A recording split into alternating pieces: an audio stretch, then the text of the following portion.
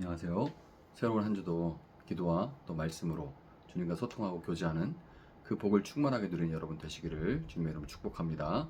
오늘 본문은 느헤미야 2장입니다. 아닥사스다 왕 20년 니산월에 나는 왕에게 술을 따르는 일을 맡았다. 왕에게 술을 따라 드리는 어느 날 왕께서는 나의 안색이 평소와는 달리 좋지 않은 것을 보시고는 안색이 좋지 않구나. 아픈 것 같지는 않은데 무슨 걱정되는 일이라도 있느냐 하고 물으셨다. 나는 너무나도 황공하여 임금님 만수무강하시기를 빕니다. 소신의 조상이 묻힌 성읍이 폐허가 되고 성문들이 모두 불에 탔다는 소식을 듣고서 울적한 마음을 가누지 못한 탓입니다 하고 아뢰었더니 네가 바라는 것이 무엇이냐 하고 왕께서 또 나에게 물으셨다. 나는 하늘의 하나님께 기도를 드리고 나서 왕에게 말씀드렸다.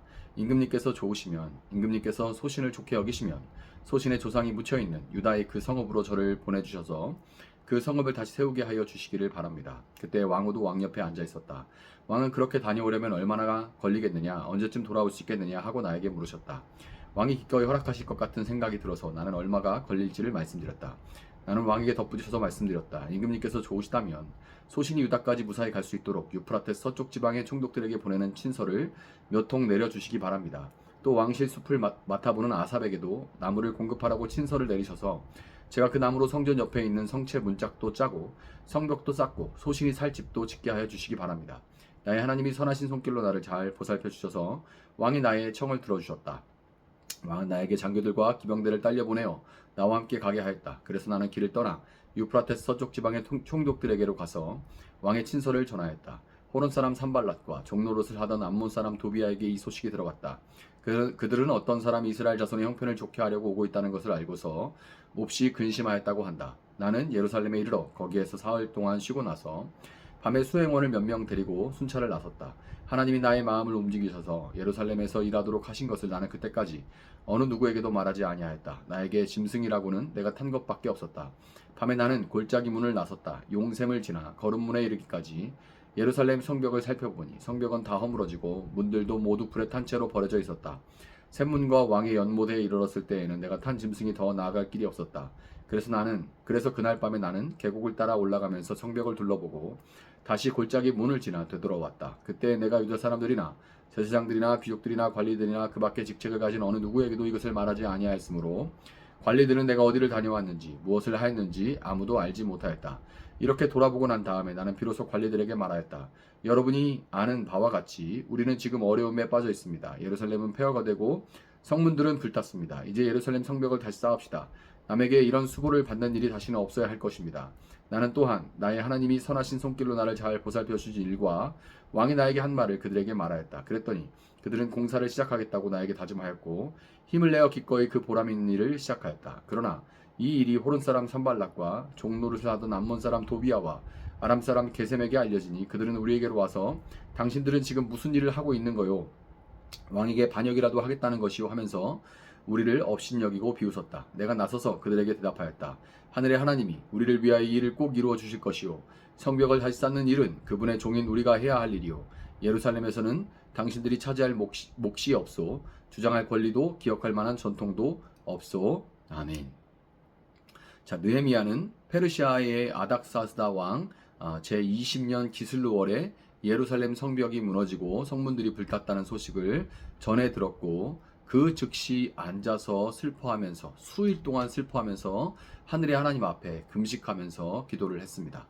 그리고 그 무렵에 느헤미야는 아닥사스다 왕의 술 맡은 관원이 되었습니다. 이방 출신으로서 누구나 부러워할 만한 왕의 최측근 중에 최측근의 자리에 오르게 된 것입니다. 그런데 느헤미야의 마음은 남부러울 것 없는 자신의 영달이 아니라 하나님과 그분의 백성을 향해 있었습니다. 세상 속에서 그의 정체성은 여전히 하나님의 성전을 세워가는 사람이었고 술 맡은 관원이라는 직분은 진정한 그의 정체성을 살아내고 지속하기 위한 장이요 도구였던 것입니다. 느헤미야는 진정한 의미의 평신도 사역자였던 것이죠. 술 맡은 관원으로서 왕의 측근에게 성실하게 맡은 바 일을 왕의 측근으로서 성실하게 맡은 바 일을 감당하던 중에 니산월에 느헤미야가 금식하며 기도했던 기도의 응답이 마침내 찾아왔습니다. 하나님이 4달 만에 기도에 응답하신 것이죠. 결코 길다고 할 수 없는 네 달이지만 하나님의 보이지 않는 선하신 도움의 그 손길 가운데 왕의 마음이 느헤미야에 대한 신뢰로 가득해지기에는 충분한 그런 시간이었습니다. 성벽이 무너지고 성문이 불탔으며 그로 인해서 동족들이 수치를 당하고 있는 그런 상황으로 인해서 근심과 괴로움으로 느헤미야의 얼굴빛이 어두웠고 왕과 가까이 있었기 때문에 왕이 느헤미야의 얼굴빛이 어둡다는 것을 알아채게 됐어요. 술을 마신다는 것은 1차적으로 기분이 좋아지기 위한 것인데 술 맡은 관원의 낯빛이 어둡다는 것은 자칫 왕의 기분까지 상하게 만들 수 있는 일이기 때문에 술맛 떨어지게 인상이 왜 저래? 라고 말할 수 있는 거죠. 자, 왕의 그런 반응이 나타나면 자칫 목이 달아날 수 있는 굉장히 위험한 상황입니다. 그렇지만 하나님의 선하신 손길로 인해서 평소 느헤미야를 신뢰하고 마음을 활짝 열었던 왕은 느헤미야에게 무슨 일이 있었는지를 물어봅니다. 느헤미야는 자신의 동족들이 처한 처지에 대해서 왕에게 그대로 고해 올렸고 이 형편을 들은 왕은 느헤미야에게 네가 바라는 것이 무엇이냐 하고 이렇게 물어봅니다. 여러분에게 하나님이 지금 갑자기 네가 원하는 한 가지가 뭐냐라고 물어보신다면 여러분 뭐라고 답하시겠습니까? 이게 금방 답할 수 있을 것 같지만 이 답이 생각처럼 쉽게 나오는 그런 답이 아닙니다. 딱 한 가지만 이야기해라 라고 말씀하신다면 이 답이 쉽게 나오는 것이 아닙니다. 또 이 답이 어떻게 나오느냐에 따라서 툭 튀어나오는 그 답이 바로 여러분이 누군가를 또 알려주는 것이기도 하죠. 그런데 느헤미야의 답은 이렇게 정해져 있었어요. 이미. 왜냐하면 그는 진실로 하나님이 응답하실 것을 믿고 기도했고 왕의 그 물음이 하나님으로부터 왔다는 것을 즉각 알아챌 수가 있었기 때문입니다. 반드시 응답하실 것이다 라고 믿고 기도했고 그렇게 기도했기 때문에 이 왕의 물음이 하나님의 응답이다라는 것을 바로 알아챌 수가 있었다는 거예요. 본문 4절은 느헤미야가 왕의 물음에 하늘의 하나님께 기도를 드렸다고 말하는데요. 개역개정에는 묵도했다 이렇게 나옵니다. 조용히 잠깐 기도했다 이런 말인 거죠. 당연하죠. 왕이 그렇게 물어보는데 잠시만요. 그러고서 막 통성기도 한참 하고 그럴 수는 없잖아요. 잠시 묵도하고 이제 왕 앞에 이야기를 하는 겁니다. 자, 근데 뭐라고 기도했을까요? 잠시 기도할 때 하나님 응답하심인 줄 믿고 하나님이 응답하심인 줄 믿고 기도했던 대로 담대하게 말하겠습니다. 담대하게 말할 수 있게 하여 주십시오 라고 기도를 했겠죠.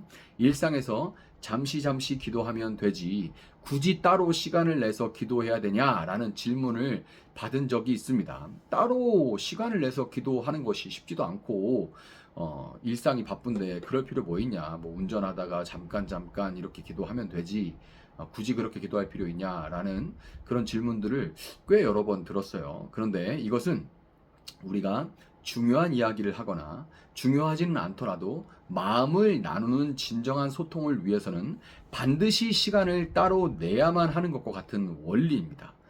왜 시간을 내서 하나님 앞에 기도해야 되냐고 묻는 사람은 사실은 하나님을 그만큼 소중하게 여기지 않는 겁니다. 내가 진짜 깊은 얘기를 나누고 싶은 사람 있으면 따로 카페나 어디에 시간을 내서 만나서 커피 한잔 해요. 그냥 빈말로 하는 게 아니라 진짜 시간 내서 만나서 얘기하죠. 사실 그렇게 중요한 얘기 아닌 것도 있는데 그럼에도 불구하고 마음을 나눈다는 그것 때문에 그 시간을 내서 그런 카페 같은 데 앉아서 이야기를 나누지 않습니까? 그런데 하나님에게는 그렇게 따로 드리는 시간을 내어드리지 않는 거예요.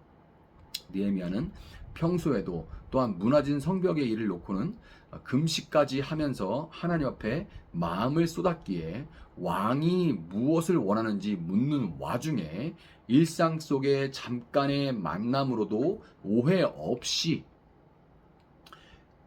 하나님의 어떤 일하심이 아닌데 그냥 내 맘대로 전혀 하나님과 평소에 소통이 없으니까 사인이 서로 주파수가 서로 안 맞는 거죠. 내 마음대로 그냥 아무렇게나 해석하고 하나님 뜻이야 막 이렇게 습관적으로 말하는 게 아니라 잠깐의 묵도, 잠깐의 기도로도 오해 없이 하나님과 평소에 소통을 했기 때문에 잠깐 기도로도 하나님과 소통할 수 있었던 거죠. 왕의 물음에 느헤미야가 내놓은 답은 왕 입장에서는 굉장히 황당하고 기분이 나빠질 수도 있는 위험천만한 그런 것입니다. 독살이 비일비재한 가운데 술 맡은 관원을 아무나 뽑을 수 있는 것도 아니고 이제야 믿을 만한 사람을 찾았다 했더니 옆 동네도 아니고 무려 대략 한 1700km 정도 떨어진 곳으로, 서울에서 부산 450km죠.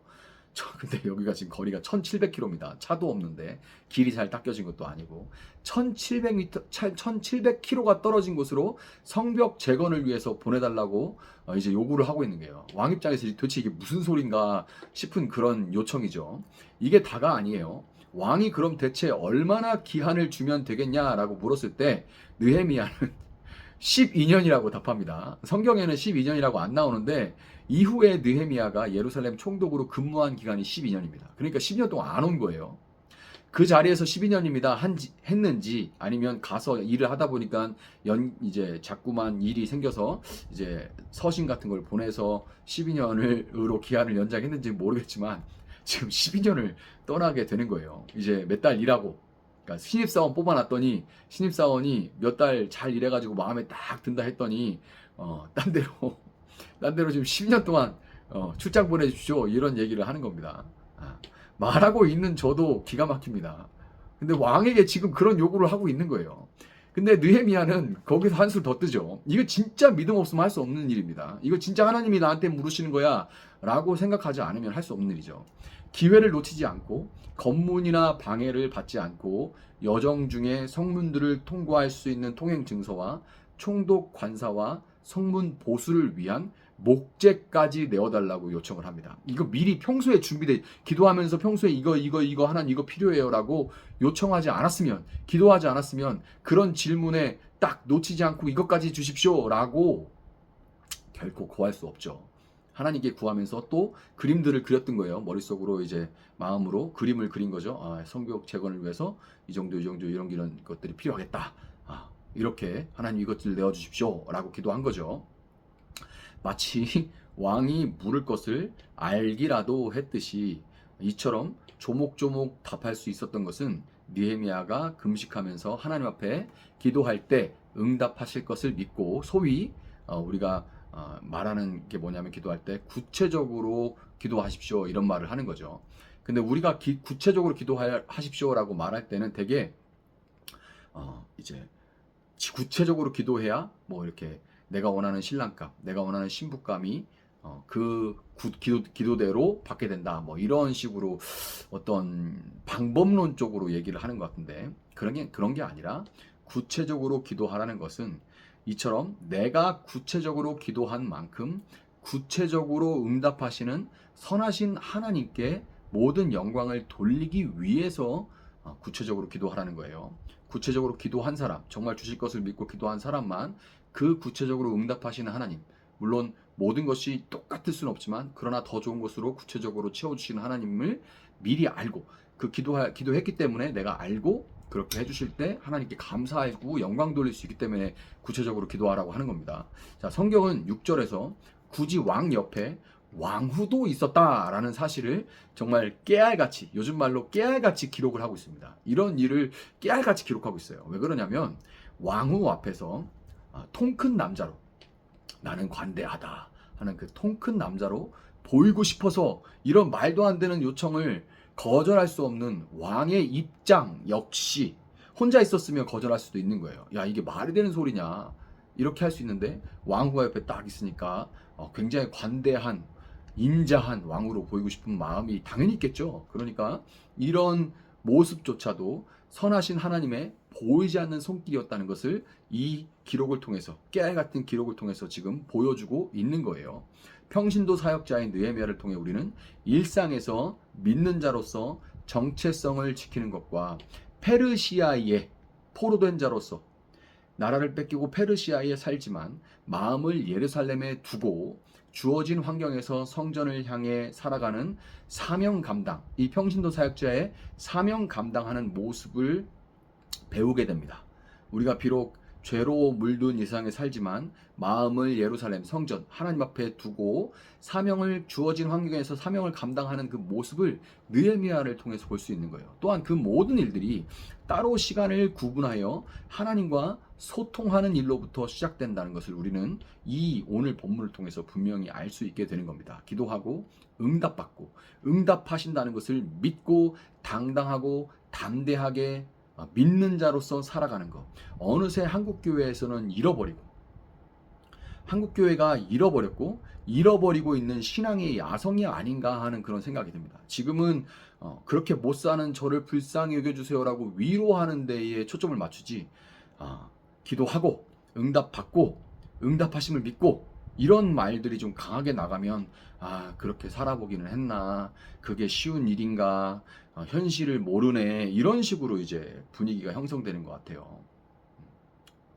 그러나 우리가 솔직하게 고백한다면 역사상 믿는 자에게, 정말 진정으로 믿는 자에게 편했던 역사의 순간은 없습니다. 모든 것들이 그냥 편했던 그런 순간은 없어요. 기도하고 응답받고 응답하심을 믿고 당당하고 담대하게 그 믿는 자로 살아가는 것. 우리가 잃어버린 것은 아닌가. 야성을 잃어버린 것은 아닌가라는 그런 생각이 드는 것이 사실입니다. 느헤미야와 함께 하신 선하신 하나님의 손길은 오늘 여러분과 저와도 동일하게 함께 하실 겁니다. 페르시아 땅에 사는 우리에게도 동일하게 임하실 것입니다. 적극적으로 하나님과 소통하고 맡겨진 곳에서 오늘도 정체성을 지키고 사명을 살아낼 수 있는 저와 또 여러분들 될 수 있기를 예수님의 이름으로 축복합니다. 잠시 기도하겠습니다. 사랑하시는 주님, 그 어느 때보다도 느헤미야와 같은 이 하나님과 소통하고 믿고 기도하고 응답받고 응답하심을 믿고 살아가는, 기대하며 살아가는 이 신앙의 모습이, 단순해 보이는 이 신앙의 모습이 그 어느 때보다 필요한 저희들입니다. 주님, 기도하심을 믿고 용기를 가지고 살아갈 수 있도록 주님 도와주시기를 원합니다. 믿는 자라고 숨도 쉬지 못하고 살아가고 있는 저희들의 연약한 모습 가운데도, 그러나 주님, 느헤미야도 페르시아와 같이 거기서 소수민족으로 살아가면서도 이렇게 하나님 그 앞에 무릎 꿇고 하나님과의 평소의 교제를 통해서 일상에서 잠시 묵상하며 잠시 묵도하며 바쁜 하루 가운데도 잠시 하나님을 생각하며 내가 지금 여기서 이때의 이 선택의 순간에 하나님 앞에 어떻게 할 수 있을까? 무엇을 할 수 있을까? 어떻게 해야 될까? 그때 하나님의 뜻을 바르게 알아 그 길로 걸어가며 하나님이 우리가 있는 땅에서 원하시는 것들을 이뤄내 갈 수 있는, 만들어 갈 수 있는 저희들 되어줄 수 있도록 주님 저희와 함께하여 주시기를 원하고, 저희들의 기도의 영을 더욱더 부어주시기를 원하고, 저희들에게 주님의 담대함을 허락하여 주시기를 원합니다. 감사하며 예수님의 이름으로 기도합니다. 아멘. 오늘 주신 말씀 붙들고 계속해서 기도합니다.